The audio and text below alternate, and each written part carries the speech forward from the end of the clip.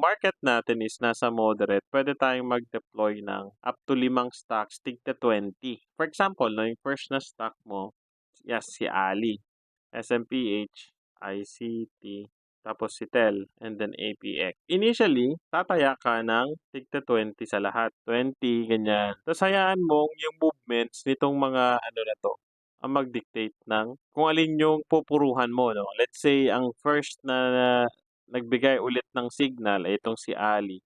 Kung sino yung mahina dito sa mga hawak mo, tatanggalin mo, ililipat mo dun sa malakas. Still, full allocated ka na sa 3 tranches. Halimbawa si Talig tinanggal mo, ganyan. Tapos halimbawa si ICT, pinunta mo kay SMPH. Magiging dalawa yung ano mo, stock na magiging hawak mo na concentrated yung bet. So kung magandang move dito sa dalawang 'to, bibigyan ka niya ng signal, dadagdag mo lang.